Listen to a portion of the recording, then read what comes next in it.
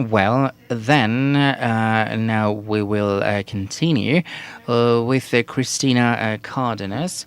The floor is yours. Good afternoon. Thank you for the invitation. And as it has been discussed at this table, and I imagine it has been the case in all the fora that have taken place yesterday and today, digital inclusiveness becomes paramount in this changing world, where we have a high demand for the use of technology in all of the activities that we conduct daily.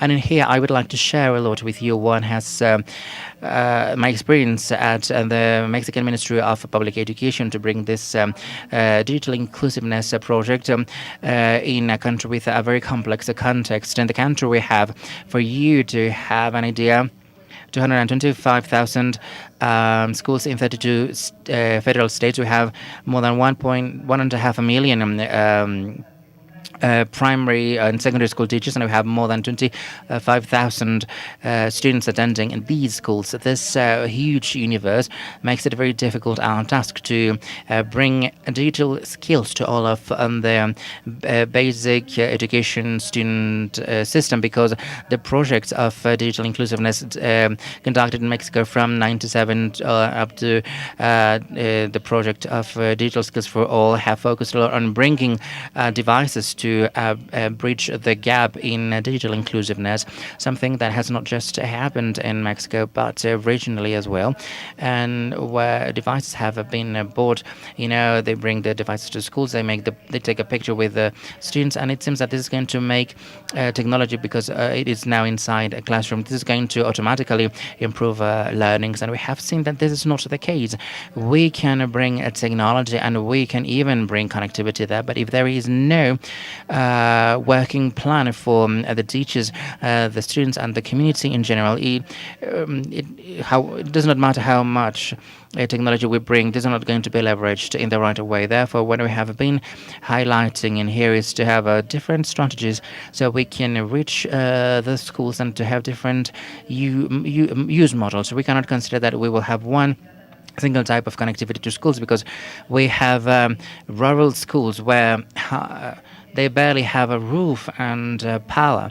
And we have other schools in the cities that have more than 300 students in the same campus. So the digital inclusiveness project, so it can be properly leveraged, requires first of all to have an objective of going beyond just the fact of having a device per student or to have a connectivity in the school. It has to be a program which is going to be comprehensively worked upon, like Danielle and Nesta have said, to have a site that can provide content and training to the teachers, support to the community. Sites like Mexico Connected that offer workshops outside in an extracurricular way. And recently we uploaded, before 2014 in Mexico, digital inclusiveness programs at the Mexican Ministry of Public Education were implemented from different directorates. One would buy the equipment, the one would train, and a third one would offer the content.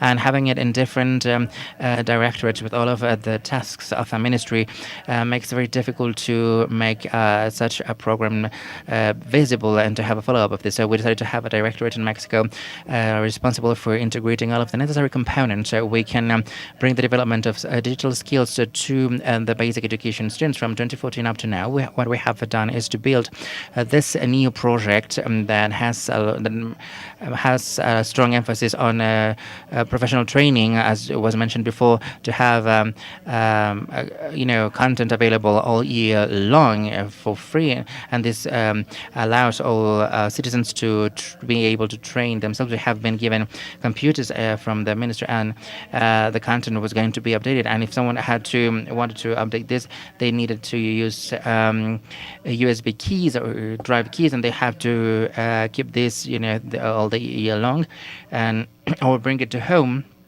and this was a device they could take home, and they could take this content with them, but there was no way to update it unless they had access to a content to connect, and there was no content. And other than that, for a basic education, also we created a site which is called Aprende in Spanish .edu.mx, and we created alliances with the academia and the civil society and even with other countries to start uploading different content, both for teachers and students and parents and the public and the society. And we started to generate learning communities through social media such as Facebook. There are teachers who are very interested. We have more than 28,000 connected teachers sharing good practice. We have seen that teachers learn a lot, between their, from their peers. So the fact that they can create content becomes paramount, and the sector with which we are discussing today, which is that of telecommunications, becomes pivotal to see if these practices can work or not. If there is no connectivity at the school, at least to have the possibility to update, to have follow-up, and to have the administration, like the principal, interested in seeing the usefulness of this. The use of technology in schools is void. We have given communities, we have conducted events where we are bringing the computers, we have connectivity, we can have traceability here, and we can see if they continue to use it, and we can give some recommendations to the teachers. And we have given computers where we only gave the device, and after some months after, there is nothing more. So the importance of the monitoring without connectivity is paramount. So we can come to imagine everything that we have discussed at other artificial intelligence tables. How can we make a big data analysis if we do not know what's happening in the schools? And for this, we need the minimum of connectivity. There are a lot of things that we can work upon, and I believe that and I'm convinced that we have to continue working in the educational sector, both formal and informal. A lot of this is taking place outside the schools, and actually most of the things are taking place outside the classroom. We have to be very concerned about safe surfing of the internet by children. Most of the children with whom we have worked. We have worked also in workshops with the federal police to raise awareness about the safe use of internet, and it shows that a lot of students have a lot of contacts on their social media that they do not even know, and they have packs, which is the exchange of semi-nude photos of children, and the teachers have no possibilities to address this, because in the studies we have conducted, recently we collected some information online, and we deepened this with a World Cafe, and we found that teachers are not acting with technology in a different way, whilst a child knows what an avatar is, has social media, and has a deeper knowledge about the uploading of videos. The teacher's going to see this as something more dangerous. They're going to approach this less. So we have a lot to work on in the area of telecommunications.